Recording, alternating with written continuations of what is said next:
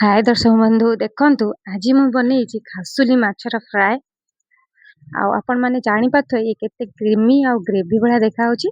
चलंतु आरंभ करिबा। आज मु केमिति बनेइली खासुली माछ फ्राए। एठी मु किछि रसुण पियाज गोटे चमच पोस्त गोटे चमच सोरिष एठी नै आस्तिली बाटिबा पई मसला एती मसला रे आमे करिबा। गोटे पियाज आ 4-5 रसुण गोटे चमच सोरिष गोटे चमच पोस्त।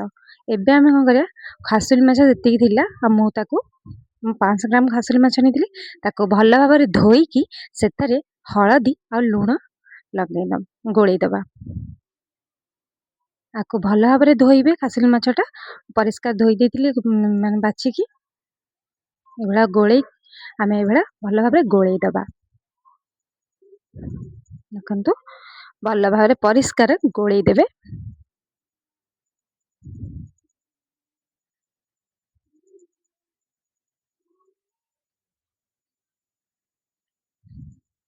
ये हमर पूरा गोळेई देलु। एबे गोटे कढ़ारे तेल गरम करिकी आमे माछ गुड़िक भल भाबरे भाजी दबा। गोटे गोटे दे दबा आ कढ़ा भलसे गरम करथिबे नहने खासुली माछ भांगी जाय पारे। सेति पई कढ़ा बहुत भलसे गरम हितबा आ टिके बधिया तेल देले ए माछ भल भाबरे भाजी हि जिवो। देखंतु गोटे पटे लाल ही गले आमे एपटे उल्टेबा।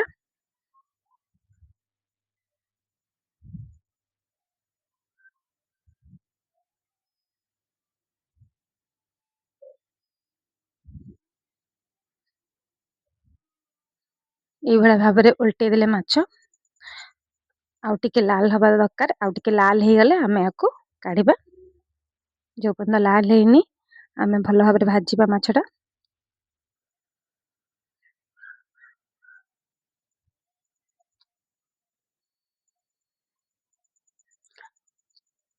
देखंतु माछ बे हेई आइले आमे एबे काढी देबा गोटे प्लेट को।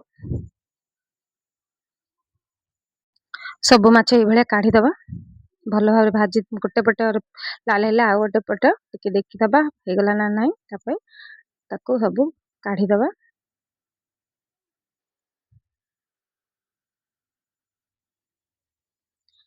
एबे सही तेल रे आउ जेतिकी माछ अछि आमे ताको भाजीबा। देखंतु हेई आइले हम माछ भाजा देखंतु पूरा भल भाबरे गोटा गोटा हेकी माछ रहिछि। आ जो माछ थिला से माछ को एबे आमे ए भले भाबरे भाजी दबा।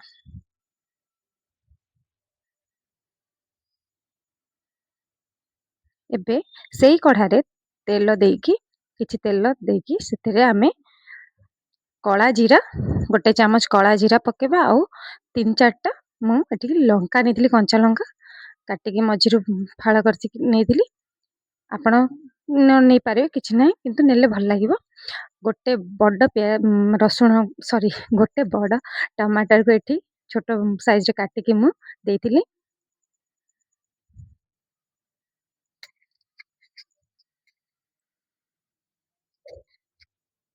एठी आमे हळदी आउ लूण सॉरी हळदी आउ लंका गुंड पके दबा। लूण भी मध्ये पके बे चाहिबे यदि पके देबे। एबे हळदी आउ लूण जो लंका गुंडटा पके देली कलर पई कना पोस्त आउ सोरिष पड़ची धळा पड़िया कलरटा आसीबो। सेते में एबे पकेइले हमर कलरटा भलो आसीबो लंका गुंडटा। देखंतु एई भलिया भाबरे टिके एपट सेपट कसी दबा टमाटर टाकू तेल रे। टिके नरम हे गले टमाटर आमे कोन करबा से जो बाटणटा बाटी थिले सोरिष आउ पोस्त आउ हला रसुण पियाज रो ताको आमे बे देई दबा। भलो भाबरे बे कसीबा।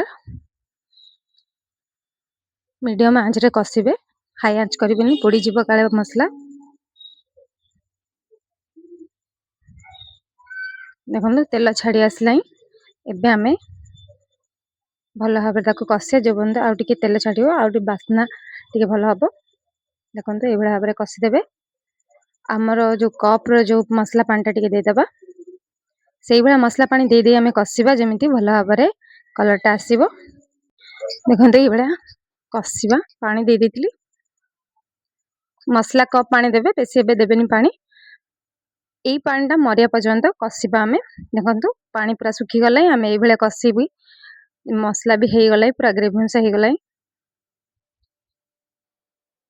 देखो केते सुंदर है आसला कलरटा भी पूरा फिटी आइला एबे कौन करवा गोटे ग्लास पानी मुझे देछि आमे फ्राए करवा जदि तरकारी माने झोल रखिया चाहिए तो रखिपारे कि ना कि भी टेस्ट फरक आसबनी मु अल्प पानी रखिली आपण मैंने जिते चाहिए माने झोल रखिपारे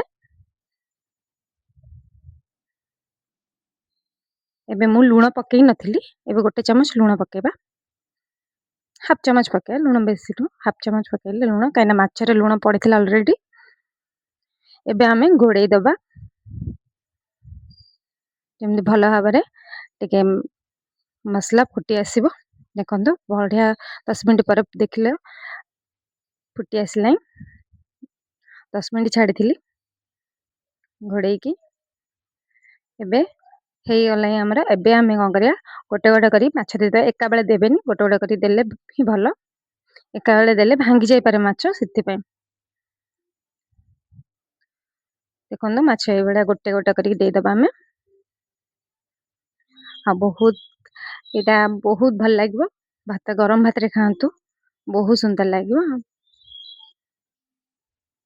देखते हो गला आमर पूरा आउ 10 मिनट माछ छाड़ी आउ 10 मिनट आमे से झोल आपको फुटेले बासनाटा आसब भल आसब से 10 मिनट छाड़ा ताको टिके ग्रेवी ग्रेवी हो गले आमे बंद करवा देखो ग्रेवी ग्रेवी हो आइला मुझे देखई दूसरी आपको देखो बढ़िया से हो आइला आम ए कौन करवा बंद करदबा गैस बंद करी सर्व करके देखौछि आपन केमती हेछि देखंतु बहुत सुंदर आ बहुत डिलीशियस देखा होछि आ सेमती लागितला भी खाइबा के बहुत सुंदर धन्यवाद मो चैनल को आसीथिबारु बहुत बहुत धन्यवाद।